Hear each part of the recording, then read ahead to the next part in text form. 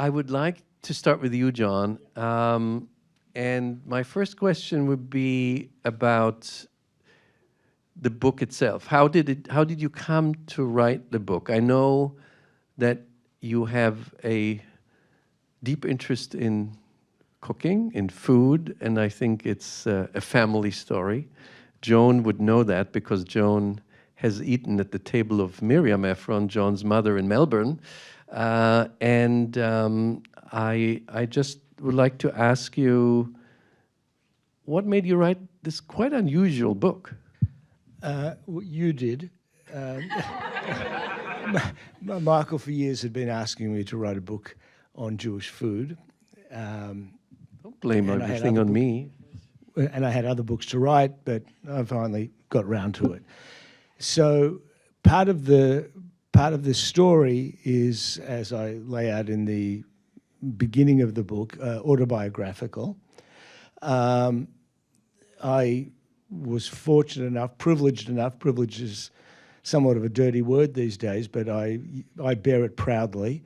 I grew up in a home of culinary privilege. My mother, who was 92, who I spoke to this morning, it was 5 a.m. in Melbourne, said, "What are you doing?" She said, "I'm making lokshen." So I grew up in a There's home... noodles in... Noodles, I'm sorry. So I grew up in a home where food was taken very, very seriously, and the presentation thereof was taken very, very seriously.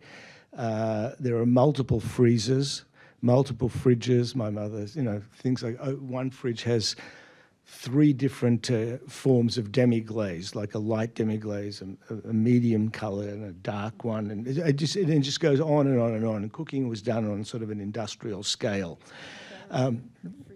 Well, right, Joan can testify more to this. So I grew up. So I grew up around, and in a family. There was an extended family that I lived with, including my grandmother. The family had a bakery in Poland, and so my mother and my grandmother, of course, were excellent bakers. But my mother, at a certain point, maintained her Jewish baking, but became a real master of haute pâtisserie. So it was. That was a privilege to grow up around that. So I was very interested in that, and plus, of course, we had a strictly kosher home. But my mother used, sort of, as best as one could by maintaining kashrut, French cooking techniques. So it's rather impossible because of the butter and the cream sauces and things like that.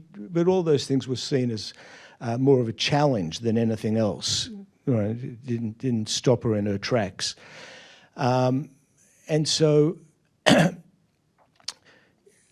that was part of the personal. That's part of the personal background as to my interest in food, and seeing how Jewish food, particularly Ashkenazic food, and this is another theme that I sort of pursue in the book, much maligned, and the Jews almost alone among sort of major ethnic groups have, to some extent, stopped preparing their foods, making them, because they're incredibly labor intensive, and for other reasons as well that I can go into later. And so part of this is an homage to a sadly sort of dying art form as well, and a very important aspect of Ashkenazic culture. So that's the one side of what made me write the book. The other side, of course, is that the writing of modern Jewish history, I don't have my back to anyone, the writing of modern Jewish history is dominated to a great extent by intellectual history, to a lesser extent by cultural history. This book is within the realm of what we call cultural history. And the most elemental thing or one of the 2 or 3 most elemental things that we do as human beings is eat. And Jews have, as you know, an extremely complex dietary regimen if one chooses to follow it. And yet there is almost nothing written about it by historians. It's a subject that's almost completely ignored. Within food history, we now have history of individual items. So, there's a history of the orange, the lemon, tea, sugar, salt. It goes on and on and on. And none of them are written from a Jewish perspective at all.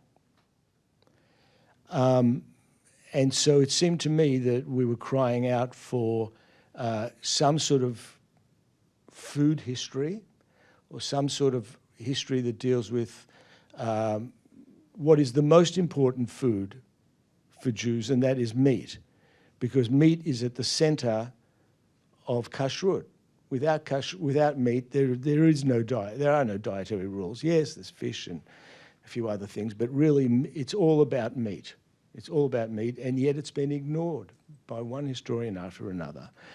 And so those two things, my own personal story plus the historiographical need to fill in not a gap, but sort of just a gigantic lacuna in the historiography, is what prompted me to write the book.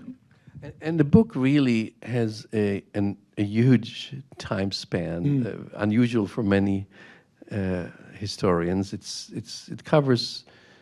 It starts in the Middle Ages and goes until after World War II. Yes. Maybe, I know we can't discuss the whole book here, but maybe in a nutshell you can give us a little bit about the content of the book. I will. I'm just going to actually look at what I wrote because I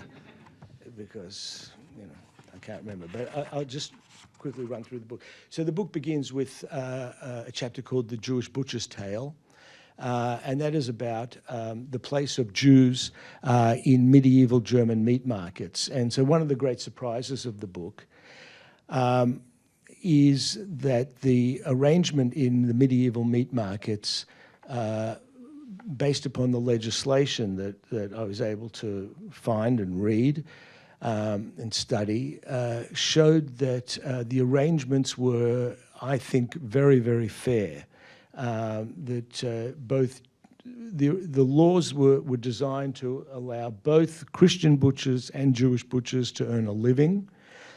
Meat markets were the most highly regulated spaces, just about commercial spaces, in medieval Europe.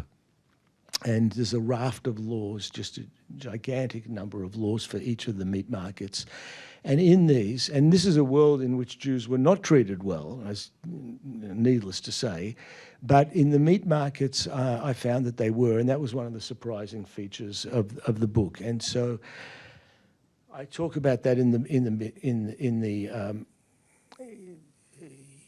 the first chapter, and that's where one of the stories of this book, anti-Semitism runs like a red thread through the book, but there's another counter story that runs through the book, and that is the extent to which there was an economic codependency between Jews and Christians over meat, and how meat and kosher meat and sort of the laws of kashrut are designed purposefully to separate, right? To separate Jews from others.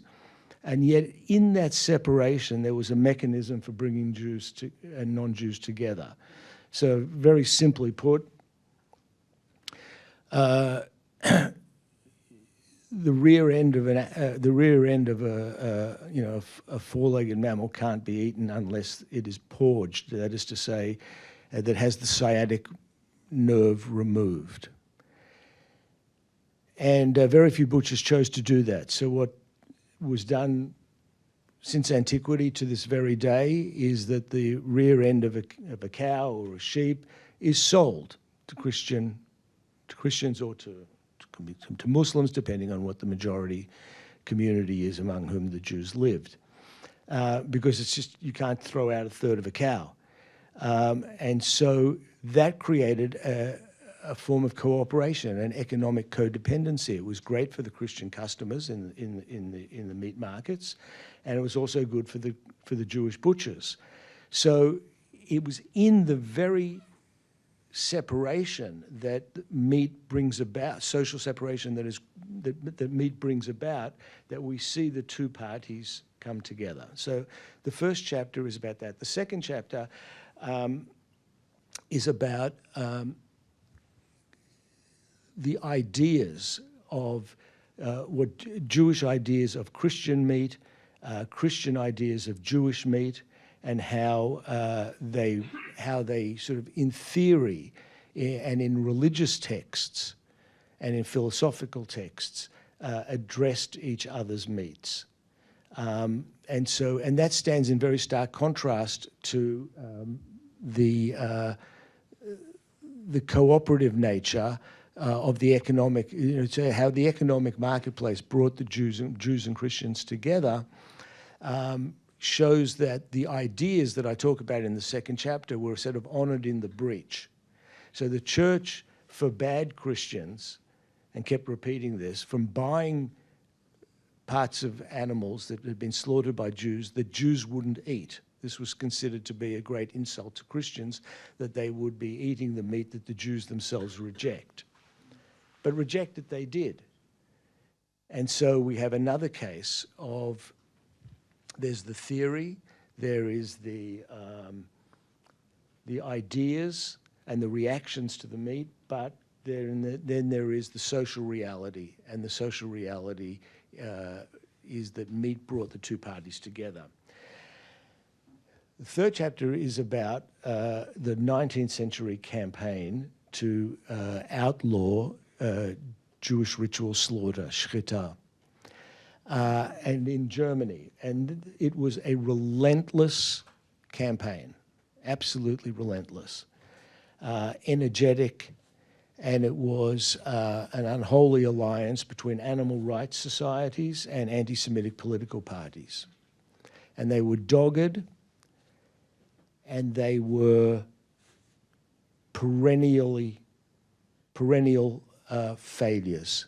They were never able to outlaw kosher meat because at the state level and at the national level, Germany guaranteed religious freedom, and religious freedom always won out because Jews had allies in the Reichstag, in the German parliament, and somewhat perhaps counterintuitively, perhaps not, depending on one's perspective, but it was surprising to learn, of course, liberals supported Jews against those wishing to get rid of it, but the strongest support came from the Catholic Centre Party.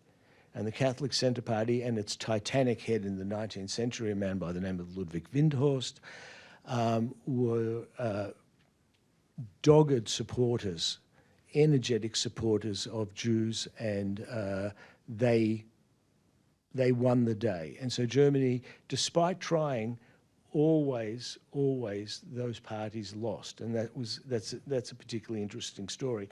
The second last chapter is about food itself. Germany is the first place to publish kosher cookbooks. We can talk about some of those later on. And the first place where scholars engaged in Jewish food history and food philology, trying to work out the origin of the names of various foods. And that was a particularly enjoyable chapter to write and to research because we get a very good sense of the bourgeois table, the values, the culinary values and manners of sort of bourgeois German Jewry in the 19th century. And then the second to last chapter is on Nazi Germany. And Nazi Germany, that story is a particularly interesting one. Kosher meat was outlawed, or kosher slaughter was outlawed on April the 21st, 1933. So that's within about 11 weeks of Hitler coming to power. So it shows you where that stood on the pecking order of persecution, pretty high up. You would have thought, the Nuremberg laws are only passed in 1935. But shchita comes first, and Hitler actually was one of the 4 signatories to the decree banning kosher slaughter. And so you would have thought that that would have been the end of the story. It's banned, you can't do anything about it. But it was actually only the beginning, because kosher slaughter was almost tailor-made for visual propaganda. And the Nazis hammered the public, and particularly Julius Streicher, the editor of Der Stürmer, which had sales in the order of about 476,000 copies a week.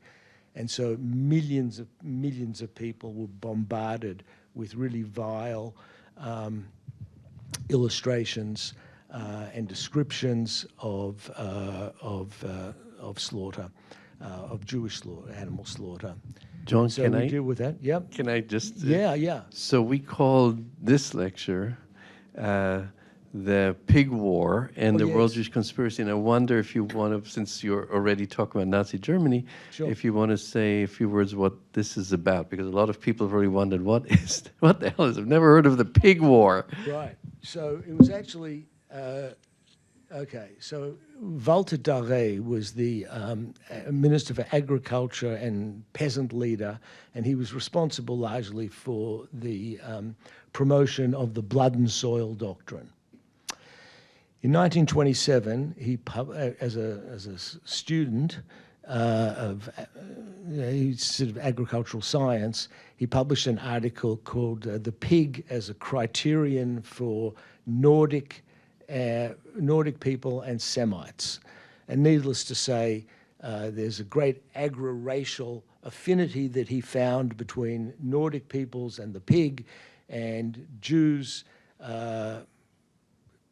hate the pig, and sort of codified their hatred in the laws of kashrut. Okay. Fast forward 10 years, in 1937, so he's installed now, before he was a student, and now he's installed as the agriculture minister. He publishes a book called Der Schweinemord, meaning the genocide of the pigs. The genocide of the pigs is, as he tells the story, and part of the story is true. 1914, there was an early frost. Germany couldn't get feed for its animals because of the embargo, because it's wartime. And Germany had also made no forward planning for food provisions because the war was supposed to be over in 6 weeks. So there was no need to, for forward thinking and forward planning, et cetera, et cetera. The government puts together, and then it's determined that it's found that farmers are feeding pigs potatoes and corn and sort of dietary staples of the German people. And the amount of feed to feed the amount of feed that fed 10 million pigs could have fed 64 million Germans. That was the calculation. So they recommended that something like between 10 and 12 million pigs be slaughtered. That was done by a commission that the government put together called the Elzbacher Commission, headed by a lawyer by the name of Paul Elzbacher. And it came to pass, and they slaughtered those pigs with disastrous consequences, economic consequences. They had no refrigeration. What were they going to do with 10 million pigs? I mean, the thoughtlessness was just piled up. Anyway, and everyone was lambasting the government for the incompetency of the Elzbacher Commission. Walter Darré, the agriculture minister, in the book Der Schweinemord, said this has nothing to do with incompetency whatsoever. What was it? This was part of a Jewish conspiracy, because Elzbacher and other members of the commission were Jews, and it was they who determined that Germans should be deprived, if not starved, of their Lieblingsfleisch, their favorite meat, being pork. And so it was part of a conspiracy, a Jewish conspiracy, to starve the German people. But in particular, it took sort of the deviousness of the Jewish mind to hone in on starving them of pork. And I would say, that, just to let you know how important it was, over the course of the 19th century, German meat consumption tripled over the course. And by about 1914, Germans are eating about 114 pounds of meat each per annum. 65% of all the meat consumed in Germany was pork, which has which plays an important part in our story about where Jews fit in. Because Germany is the only country, another one of the sort of these only in Germany stories, Germany is the only country that, if we go back into the 18th century, into the emancipation debates, there were those who were opposed to emancipation on the basis of the Jews will not be able to sit down and eat with us. Why? Because of the meat, that they won't eat our meat. And that will prevent them from sitting down at table with us, and that is what will prevent them from being German. They can never be German if they won't consume the same meat as us. So, to go to a more pleasant topic, and then also bring Joan in. In another chapter, as you mentioned, you talked about German Jewish cooking and cooking books, and I saw that Joan brought actually some older books. Is there something in particular that, and then maybe then Joan would also continue with this topic about German Jewish cuisine as opposed to what many people think when they think about Jewish cooking, namely East European Jewish cuisine? Right. So Germany is the first country to publish kosher cookbooks. They were especially popular between about 1850 and 1910. They were almost all written by women, and they are ostentatiously large tomes. So the smallest one I found had about 300 recipes. The largest one, by a woman named Marie Elsasser, 3,759 recipes. And what's interesting about these, of course, is the place of meat in these recipes. So in one of the cookbooks, it wasn't Elsasser's, it was another one, a woman by the name of Berta Gumprich. There are something like 81 beef recipes, if I'm remembering correctly, 81 beef recipes, 68 veal recipes, numerous recipes for duck and goose and chicken. And anyway, and then something like 80 or 79 of her vegetable recipes had meat in them. All of the broths had meat in them. There were just literally hundreds and hundreds. And so you can tell a lot about the centrality of meat.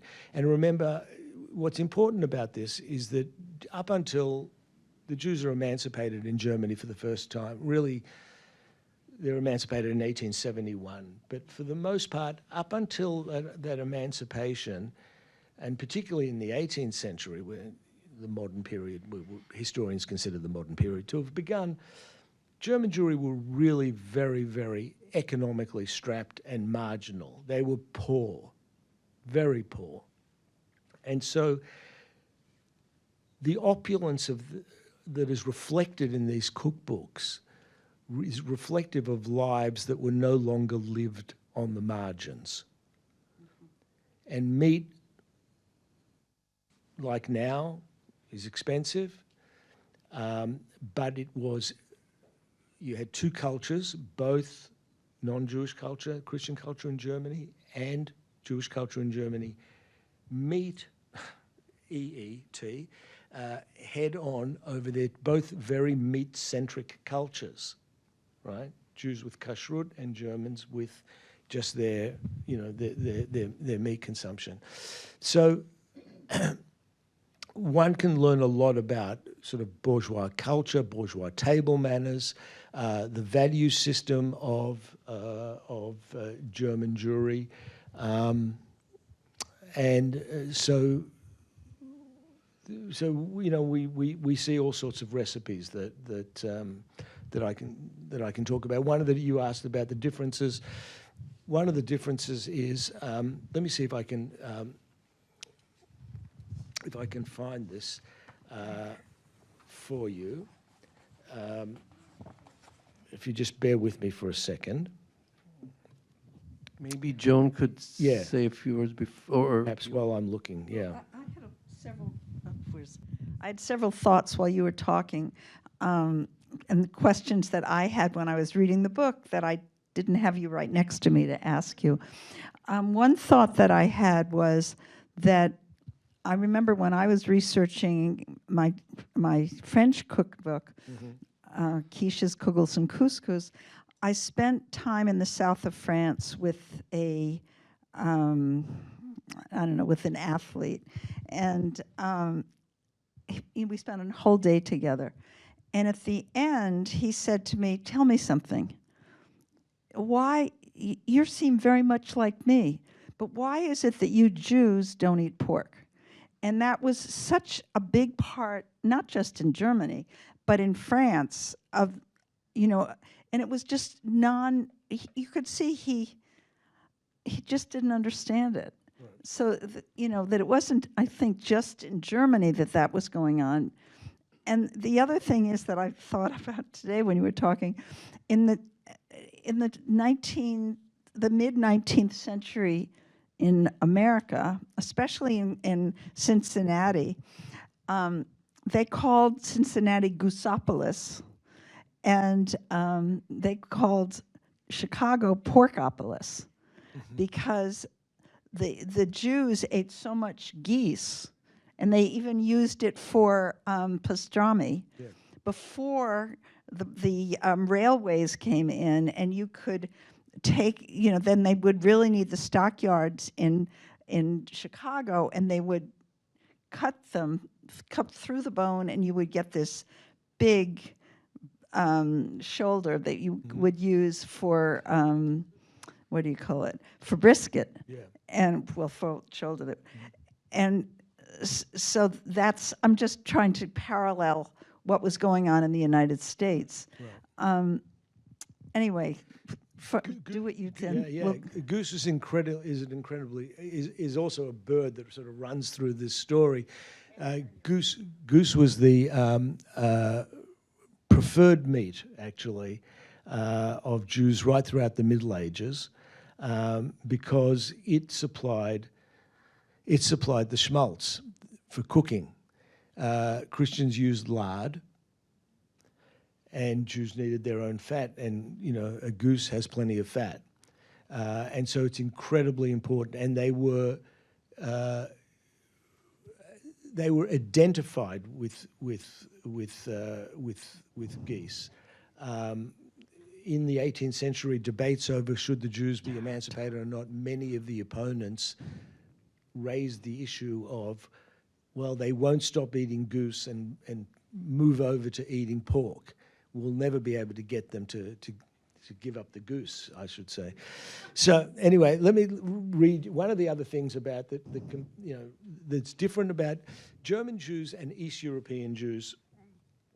Have rather similar diets. Look, the seasons are very similar. Cooking, you know, the produce is very similar. There's lots to be had, and you think you could find some of the same dishes on German tables as you could on Polish Jewish tables. However, Eastern European Jews would have been unlikely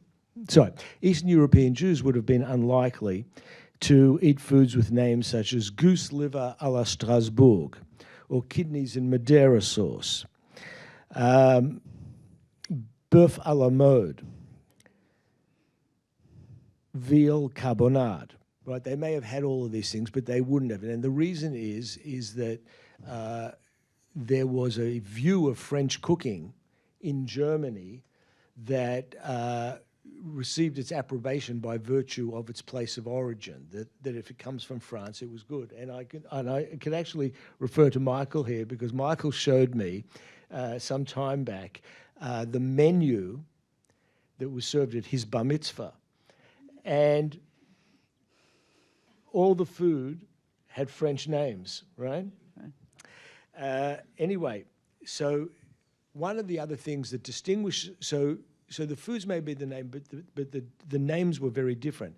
But there was one other thing that one found in these cookbooks that one would not have found in Eastern Europe, and that is Jewish cooking in German cookbooks reflected medieval Western European cooking techniques. And here's one, and I'll just leave it at this. So first of all, this is Berta Gumprich, wrote a book called Complete Practical Cookbook of Jewish Cuisine, which came out in 1896. And this is her recipe for turkey in aspic, or in her Germano-Gallic rendering, Truthahn à la gelatine.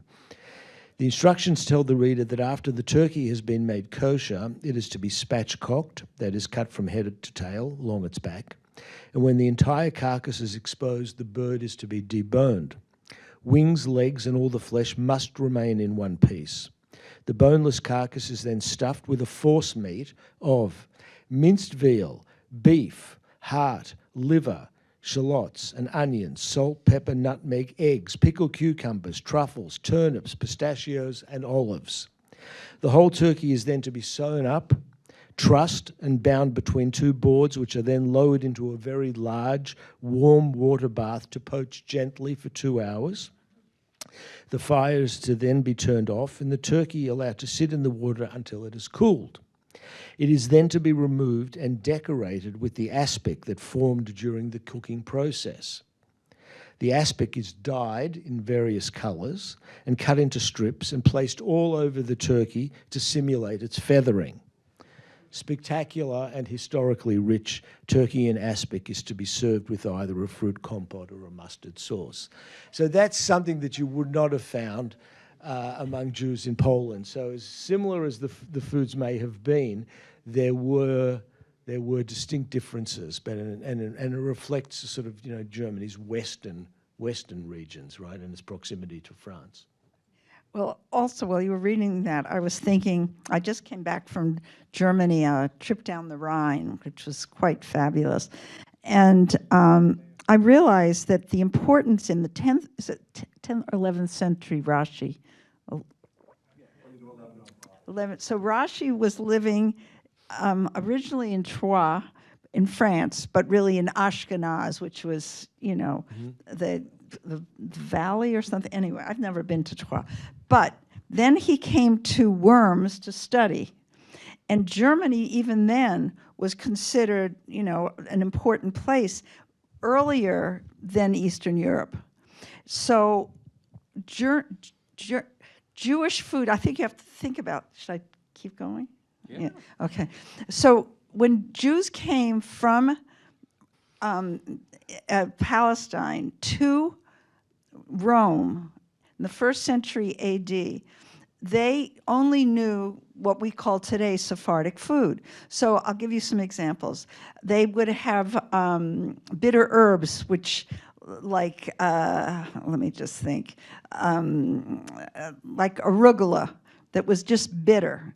And they could get, these were growing in the spring in ancient Israel and also in the hotter climates near Rome. So Jews went up by boat, and then they just, as peddlers, went north.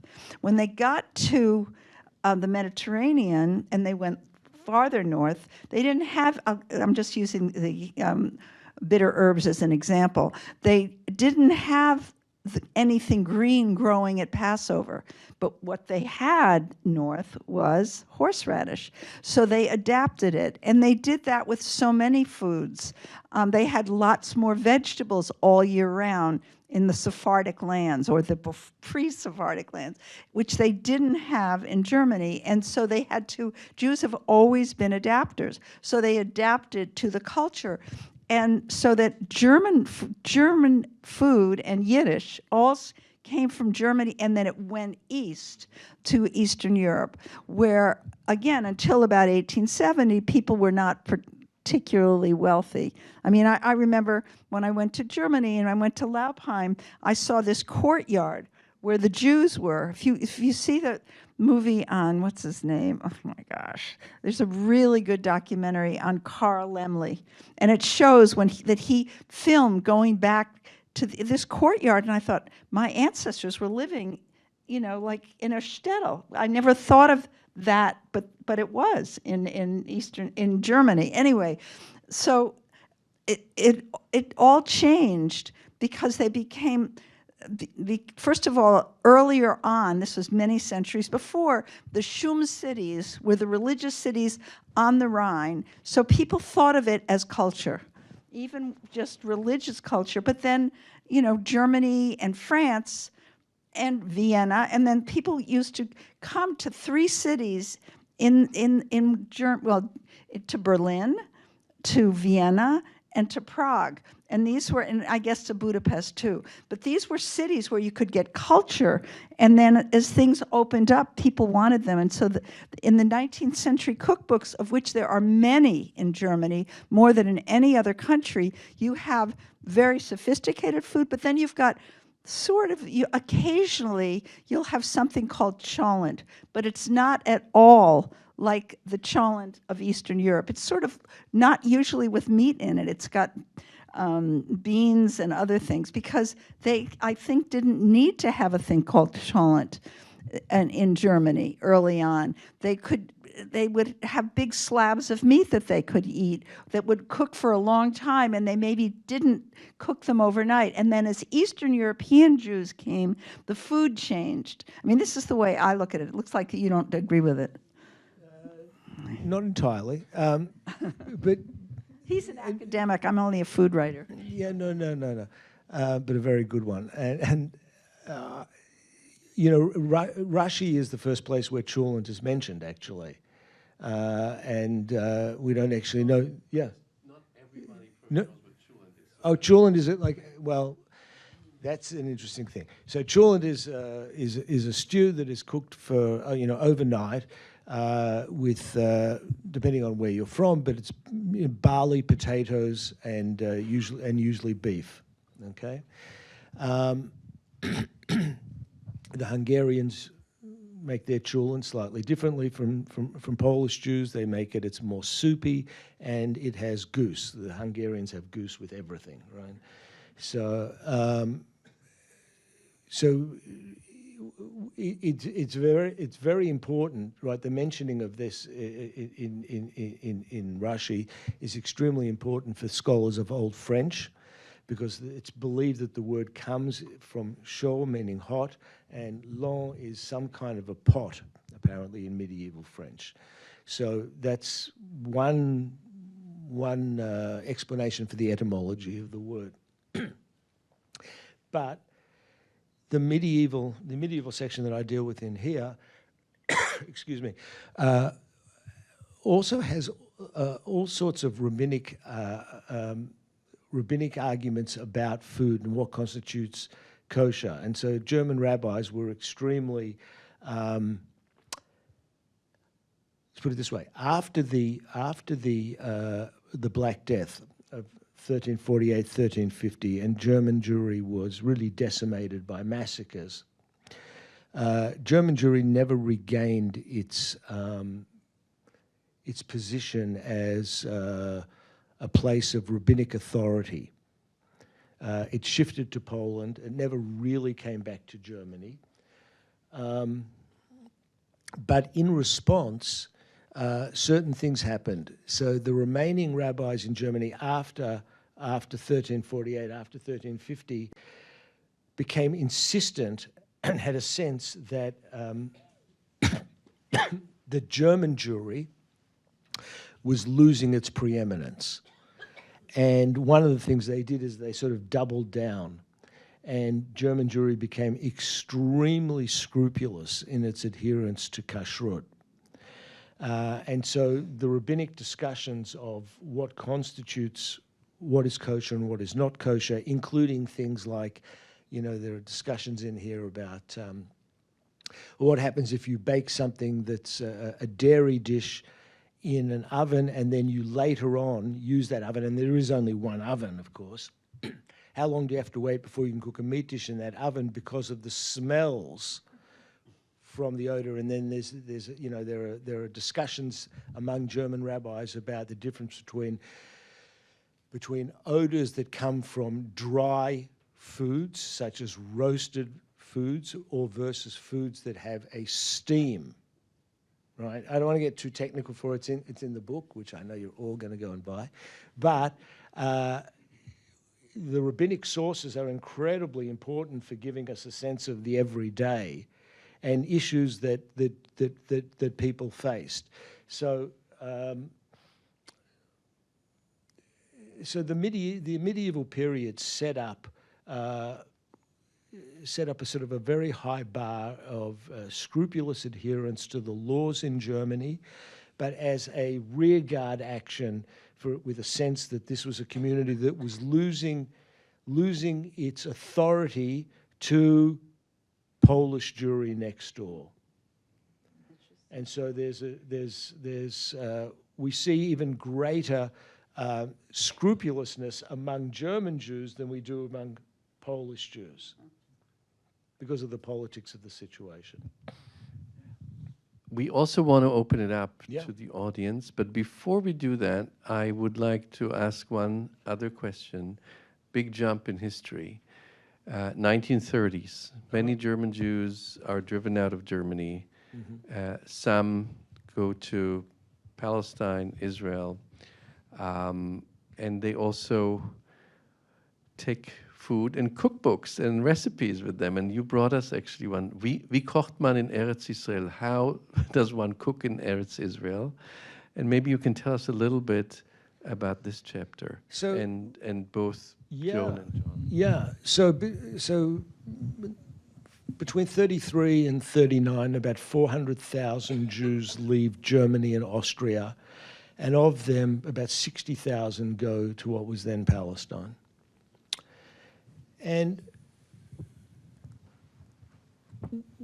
as people settle, as immigrant communities settle, doesn't matter where they are or which immigrant groups they are, the foods of childhood remain deeply, deeply imprinted as part of one's cultural memory and as part of one's proclivities and what one wants to eat, right? That you don't forget the foods that, you know, your mother made, or you don't forget the foods of the community from which you're from. As assimilated as you may become, you may lose the language that you once had, but, and certainly by the second generation that's the case, but the foods remain, the foods are very important.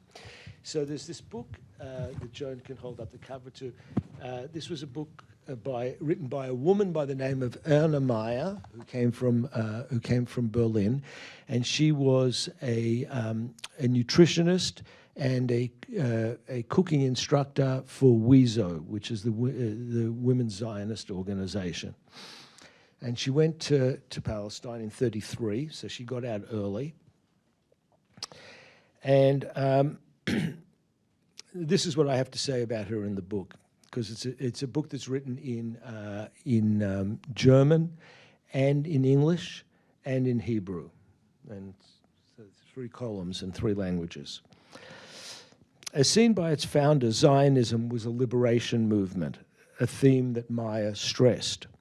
We housewives, I'm quoting her, we housewives must make a greater attempt than has hitherto been the case to liberate our kitchens from galut traditions, from the traditions of exile,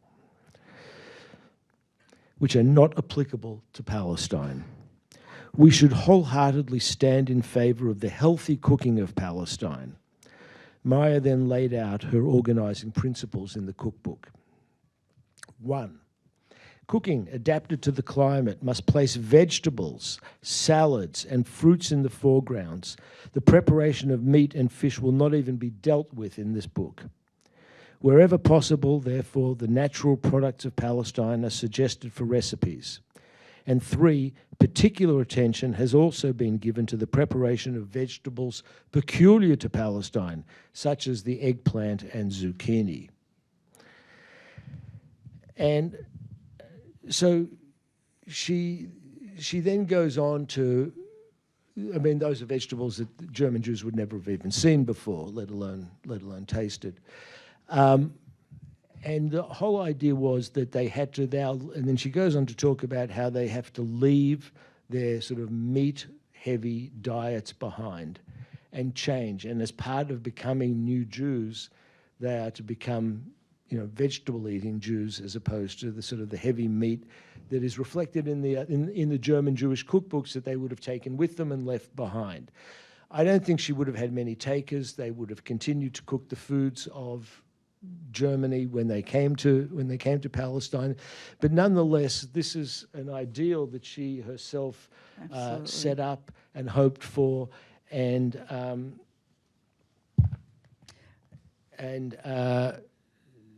there was a German-born journalist in Palestine by the name of Ezriel Carlebach, and he wrote of the inability of many of these immigrants to adjust. A state that manifested itself, he said, in their, quote, holding fast to a now shapeless identity, Germanness. So food plays an incredibly important role because they're no longer in Germany. Their Germanness has become, whenever you leave the country that you're from, that becomes attenuated to a certain extent. But one incredibly important way to hold on to the past is in the kitchen. Is through the foods that you can continue to practice and that you can continue to enjoy, and that's what binds you to your own immediate past and that of your ancestors as well. But I also go on. Yeah, no, and that's what she had to fight against, because Zionism wanted, in its most radical formulation, had a concept of what's called shlilat hagolah, meaning negation of the diaspora, and that included just forgetting everything of the last 2,000 years, wherever you were from, including its foods. And that's really a position of the ideologues. The average person didn't sign on to that, no matter how dedicated they were to their new place of residency. The foods could not be left behind. But it just couldn't be. I think it also was a reaction to the 1933 rules against kashrut, that instead of being, because I read a lot of letters and things that, bemoaning the fact that they couldn't have kosher meat, but sort of making it positive. Look at what we're going to learn in Palestine, and let's be prepared for it. They learned about the Wunder pot, this pot that Dahlia remembers it, on the kibbutzim that you would put on top of the stove. I think it was manufactured in Germany, and you would make cakes in it, and I mean, it was a big deal in Israel. It's called a sipela in but Hebrew. it wasn't just in Germany that they were doing this. For any of you that have seen the Vilna vegetarian cookbook from Vilna, right? And she was doing about the same time, the same thing in reaction to what was happening around her, taking a positive, we're going to go to Palestine. Look at what we're going to find. So I think as a food writer, she was doing that. They were introducing people in a positive way. Like they probably had this in this cookbook, but they also had it in this other one where you had made 8 cauliflower steaks. And what are we doing today? We're making steaks out of cauliflower from one cauliflower. I think it's all very fascinating, to see. The other thing I was thinking about is, again, paralleling Germany. In 1901, I think that was the first year. It was the first year of the Settlement Cookbook, which was written by German Jews for the new. And the money was going to the new immigrants that were coming, but it really had the staples of the 19th century recipes that you were talking about, that German Jews brought with them to Milwaukee, which there were a lot of Jews there, and so that you could have the food that you used to, not necessarily Eastern European food. I bet there wasn't at the first. I'd have to look at it. I have it at home, but the first, they might not have had gefilte fish. I think we'll open it up to questions. And can we get maybe the mics bring them around instead of people coming there. So, okay. Yes, we'll take... Is there any students? We'll start always with students. Quentin, I see your hand up. Well, thank you for the discussion, but I'm wondering, was there any mix of like Sephardic dishes or Mizrahi dishes with Ashkenazi dishes? No. No. Not in Germany in the 19th century. No. And I don't think, right, and I don't think No. in the settlement cookbook either. No. It seems to me the first cookbook, and maybe I'm wrong, was 1929. A woman named, I forget, Suzanne Romanisky or something, a French woman who had several Sephardic, lots of Sephardic recipes. She had French, Romanian, Russian, Tunisian, right? I forget. Yeah, but not in the books that I studied, not in Germany. But great question. And then I see behind you. Hello, thank you for the talk. I'm David, I'm a first year PhD. And so I wanted to ask, I think one thing when I think about with food history is how foods sort of get taken away from their cultural context, specifically with certain contributions from Jewish communities. I think about fish and chips in Britain or the bagel in New York, how they become these symbols of these places, but those original communities who made them and who sold them kind of get taken out of the story. Is there anything like that in Germany? Foods that we take for granted as German that were contributions from Jewish Germans?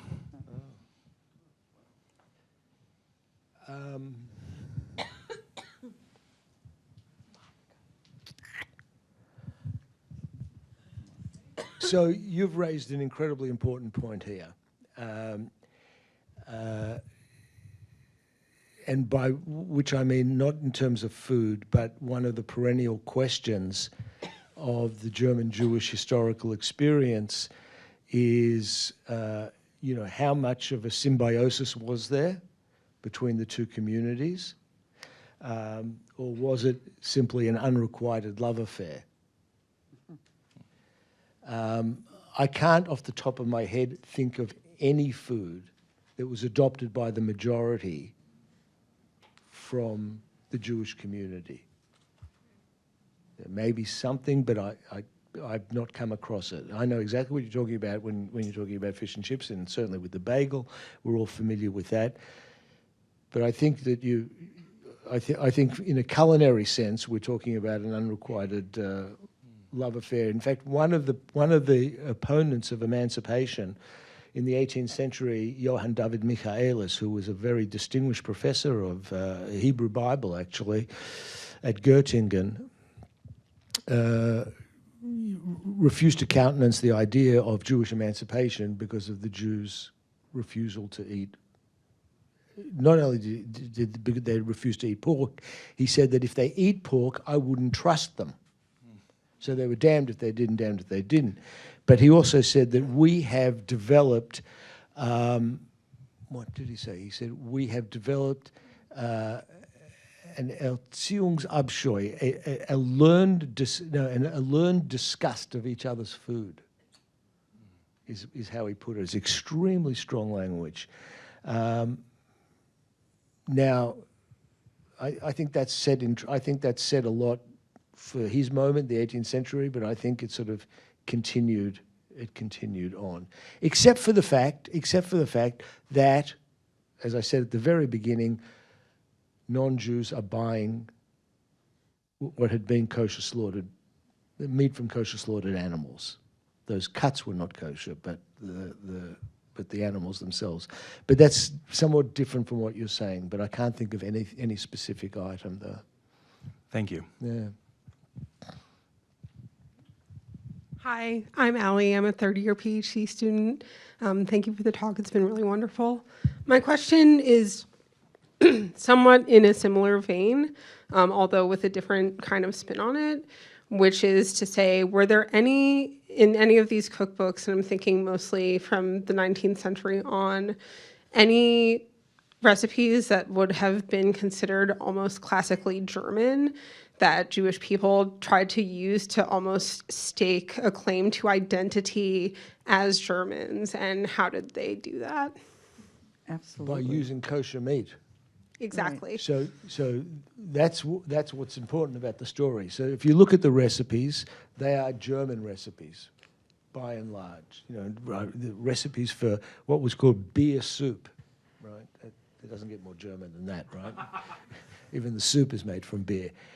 But the meat that goes in it and the meat that goes in everything else, all of these cookbooks were strictly kosher.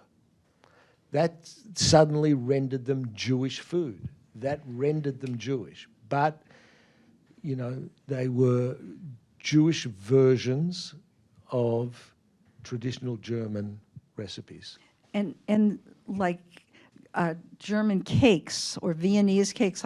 I have 6 or 7 family cookbooks in German from the 19th century, and they're filled with Sachertorts. That was something, you know, and I think it probably was something of prestige too, some of these things. And, you know, you could have a cake because it was from a dairy, you would have a dairy meal, but cakes were a big deal. But cakes were a big deal. But cakes that were to be served, like in the Passover section of these cookbooks, you've had a Seder, and so you can't start bringing out dairy, especially in the kosher cookbook. So they recommend that the fat used be goose schmaltz or chicken schmaltz,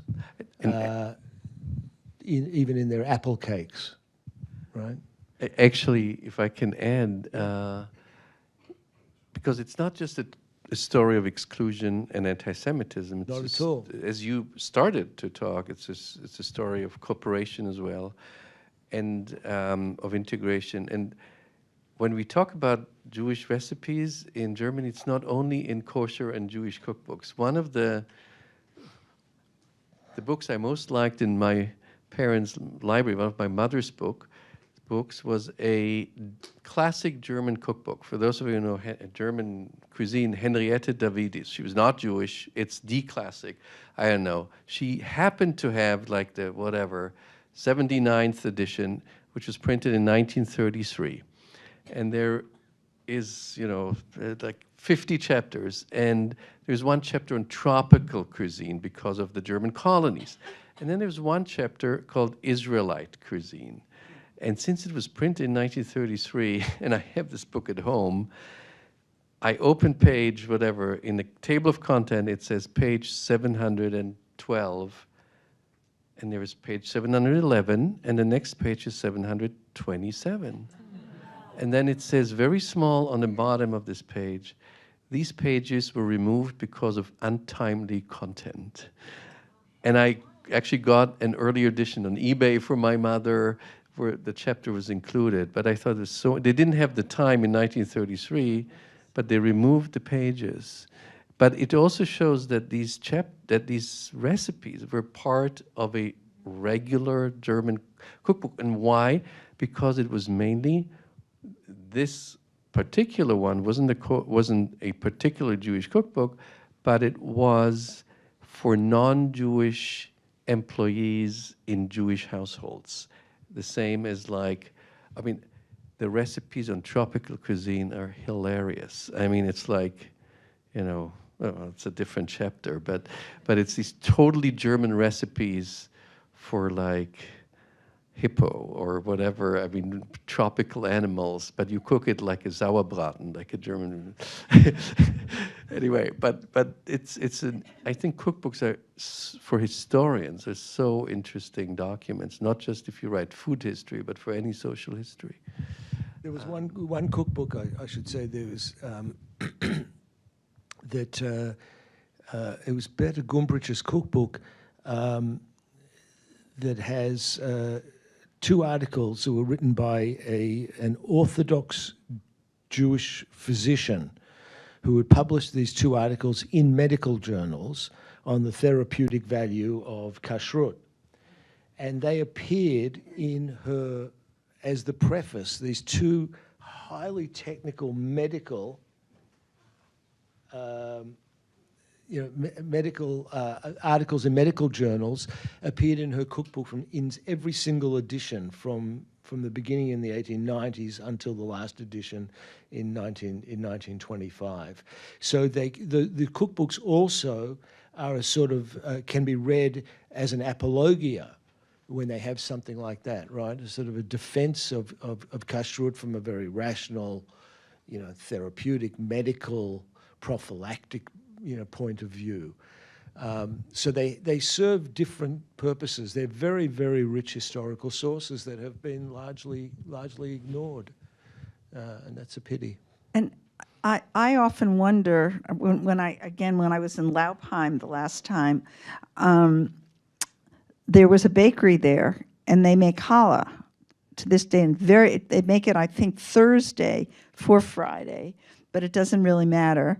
And they make it, and I said, why do you make it? And they said, well, a woman before the war taught the baker how to make it, and they've been making it. And it occurred to me that this was probably going on for centuries because Jews are bakers. I mean, think about how many bakeries in New York or around their Jewish, like Deluxe Bakery that some of you might remember in Silver Spring was a German baker. Mm-hmm. And that was something that was, because of kashrut, was something important to us. And I actually should ask you this. I know that in Rome, non-Jews would come to the ghetto to get carciofi alla Judea. Was that the same thing that was going on in Germany? Well, Germany has its own tradition of platted breads, right. The Zopf. So, chicken or egg thing, a challah or a Zopf thing. I don't know which comes first, but right. But they share sort of a baking tradition as well. Right. And just one other thing. Just one other thing that I discovered writing this that I knew about from Poland, but I didn't know that in the 19th century in Germany and probably earlier, people used to take their cholent to the baker and use their ovens and cook it there. Now that was very well known and very common in Poland. But I was able to find a photo of that happening in Germany, and a description, I should say, of that happening in Germany as well, which is rather interesting. Well, it's a communal bakery, right? Mm-hmm. Okay, where's the mic? I have the mic. Katharina. Hello, I'm Katharina Fester. I teach in the history department here. And I would like to start with saying that because Joan labeled herself as I'm only a food writer, I would like to recognize the work that you have done for Jewish food history over the last books, and that often basically only food writers pioneering in food history and academics come afterwards. Yeah, so therefore, thank you for that. And I have a question about the first, or what I believe to be the first Jewish cookbook published in the United States, Aunt Babette's cookbook in the 1889, I believe, which was written by a German Jew. And that that's decisively not kosher. Yeah, so I think it has lobster recipes. But interesting enough, there are kosher. Aunt Babette, you're talking about. Aunt Babette, yeah. So she has kosher recipes in a section called Easter Recipes. Right. Where she is providing traditional Pesach recipes. So, and often how this is explained is that the German Jews did not keep kosher because they were Reform Jews and they wanted to assimilate. And I was wondering if you could basically explain this a little more. In the United States, you mean? Yeah. Mm-hmm. Well, I know a lot of them. For example, Levi Strauss, when he started out and he would go across the country, they used to call him an egg eater. Or they call a lot of the peddlers, but I think it was probably hard to find kosher food on the one hand, but although there were, like in San Francisco, there were a lot of kosher there were a lot of kosher butchers in the 19th century. You know, I think it was modernism, assimilation, doing better. But then when the Eastern European Jews came in the 1880s to 1920s, it changed again. I know, all I can say is in Germany, probably by the end of the 19th century, maybe 15 to 20% of people were keeping kosher, which means that 80% weren't. But these cookbooks were huge bestsellers, enormously, they sold in enormous numbers, which would indicate to me that, and this is what I surmise in the book, is that people were buying them less for the recipes than for the fact that they said, you know, Israelitische Küche, you know, Jewish cooking on the front cover, and there was something to have at home. You know, I have Thai cookbooks at home, and I don't really use them, but I have them. You know, so you don't necessarily have to use them, but it became a kind of an artifact that you would find in Jewish homes. I don't think many non-Jews were buying them, but if it was just up to the number of Jews who were keeping kosher to have bought them, they wouldn't have sold that many copies. So it is an expression of ethnic identity just to have purchased the books and have them in your home.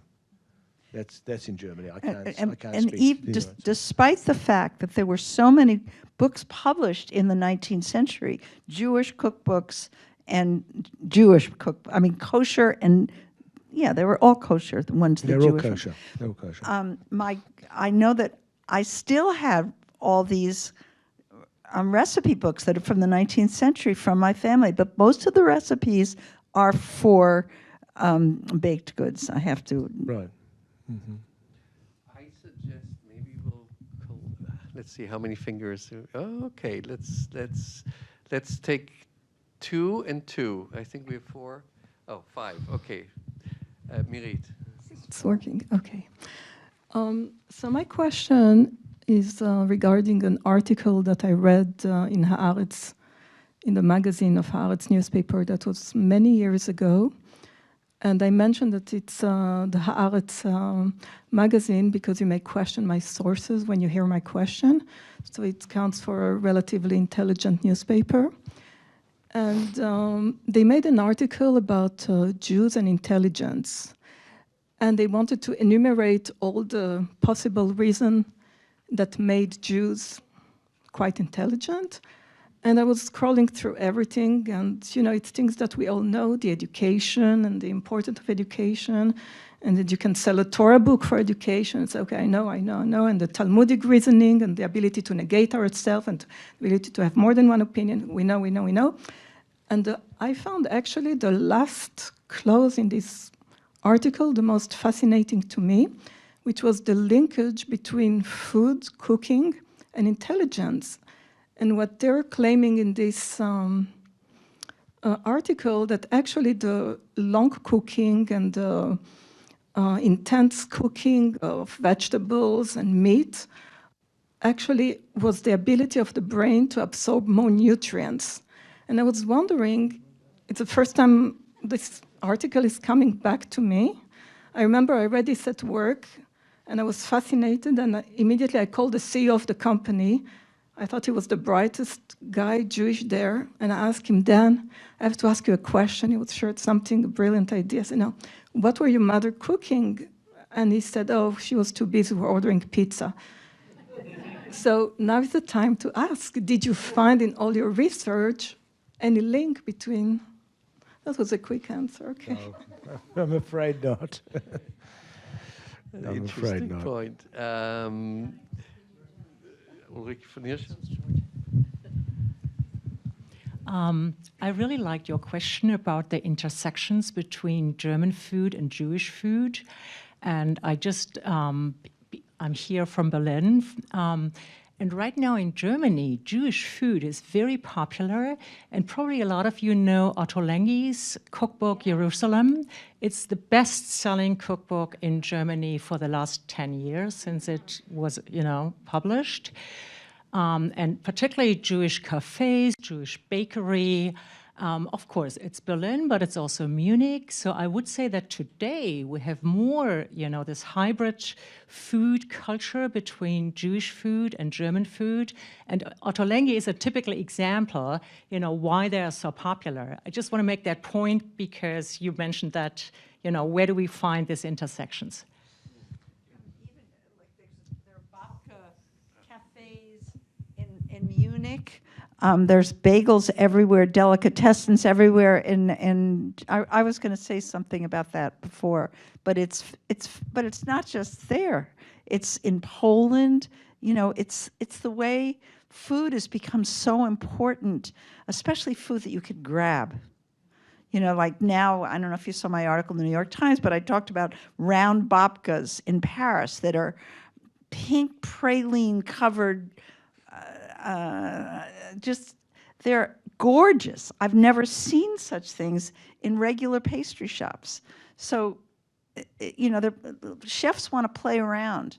I mean, just one remark on that, which is interesting when you look at the food. It's very often it's Israeli food. Very often it's Mizrahi food, like falafel and hummus. It's things German Jews, of course, never knew, never had heard of, and that's so. It has not much to do with the food German Jews ate 100 years ago. But Paul. Hi, I'm Paul Kuttner. I'm a third-year PhD student, and I recently wrote an article about food. And one of the memoirs I used, it was in France, and one of the memoirs I used referred to gefilte fish as carpe à la juive, which, of course, prompted me to take a picture of my Christmas dinner of Chinese restaurant boxes and call it Dîner de Noël à la juive. But my question is, you mentioned that people in Poland were probably eating something like carbonade de veau with a different name. Did that go the other way too? Did you find that there were what we think of as very Polish Jewish foods that had these Frenchified names in Germany? So it first appears actually in the cookbook of the great Escoffier. Escoffier had carpe à la juive, and had recipes for some other baked goods as well. So he had a separate section, and so that I'm glad you mentioned that. So there was an influence of and they were traditional East European foods. Interesting, so just skipped over Germany and went to Paris that way. Okay, let's take two more, and then you all have the possibility to talk to both of them, and of course to purchase the book. Okay, a quick comment and a quick question, and I'm speaking as the great grandson of a shochet who doubled as a rabbi at Freehold, New Jersey, and grandson of a baker, also from Freehold and Keyport. But the quick comment is, on whether Germans got food from Jews. I think, if anything, it's in some ways the other way around. And one example of that is, I believe, the Hamantash. I always learned that Hamantash was supposed to represent Haman's hat, but it doesn't make sense. Mm-hmm. Tash means pocket, has nothing to do with a hat. I think it, in fact, is a montash, a poppy pocket bread, a poppy Danish, and they invented a backstory in Hebrew to make it seem more Jewish than Central European. My question now has to do with, I also grew up in Milwaukee. We moved to Milwaukee long after the Settlement Cookbook was intended for that audience of newly arrived East European Jews. But when I had to learn how to cook on my own, that was the book that my mother gave me, and I always thought of it as kind of a Jewish cookbook, but not really, because there are recipes for pork, there are all kinds of things in there. But I did think of it as sort of the Jewish joy of cooking, and I'm sort of wondering how you think of of it.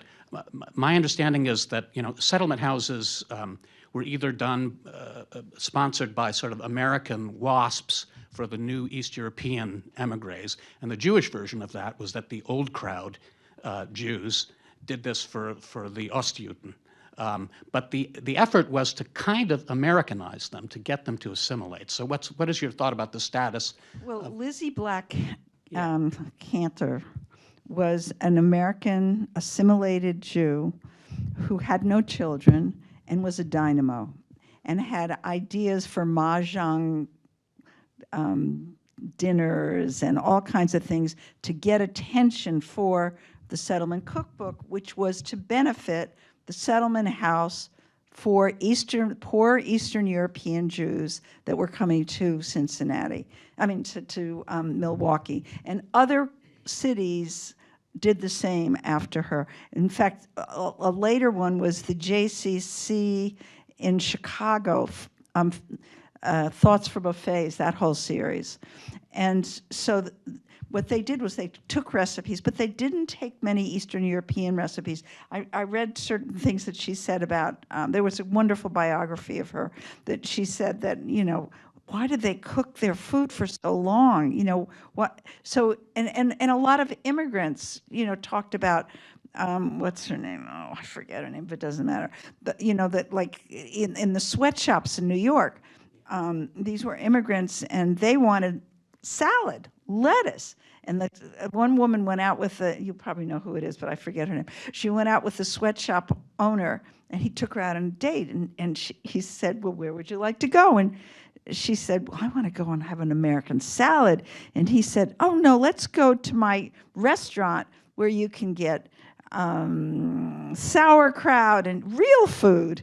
And you could see the difference in generations for, you know, immigrants that wanted that. But that, you know, that's the same thing really that happened in Milwaukee. But also don't forget, in America, before the First World War, German was the second language throughout the Middle West in schools. And German food was a big, you know, and then with the First World War, then suddenly it was nothing. So things have fads just the way food is a fad today and all over the world. I mean, look at, because of the internet, because of everything. And you know, our world has changed. So apropos to what you're talking about the modern culture, and one of the things that was triggered for me when you talked about the purpose of this, How to Cook in Palestine, and them embracing all the vegetables, is two very distinct cooking and eating trends in Israel that I've noticed more recently. One is veganism, and, you know, the salads, and they're practically the vegan capital of the world, and the array of salads are just so wonderful. And then pigs. I was so surprised when did I first go to Israel? I guess in the late 1960s, early 70s. And they talked about some kibbutzim were actually raising pigs and slaughtering pigs. And I imagine that was brought in by some Americans, that whole idea. But it also seemed to be a little subversive, meaning, you know, it wasn't necessarily embraced, and I don't know how controversial it was. Probably, yeah. Yeah, so I wonder if you have any comments about those. Maybe I can say just a word about this. Many of the butchers who sold pork in the earlier period were German Jews because they often didn't keep kosher. And after the 1990s, it was the Russians who came in, or the Ukrainians, the post-Soviet. But there's also the story that you're not supposed to raise pigs on the holy ground of Israel. So what do? You have to elevate it. And on an elevated ground, so it's one of those many compromises religious and secular people make in Israel. But it has become more popular after the 90s with the post-Soviet immigration. And euphemistically call it steak lavan. Right. Or basar lavan, yeah. You euphemistically call it steak lavan, which means white steak, as opposed to calling it what it is. Well, thank you so much. That was really fun.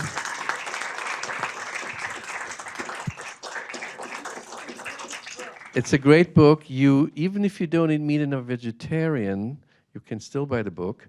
As you heard, there are a lot of vegetarian stories as well. And I really want to thank everyone. I want to thank our wonderful interns there as well, Peter and Aviv and Abby, and of course Davida. And thank you all for great questions. And please stay with us. We have coffee and tea and cookies. So thank you.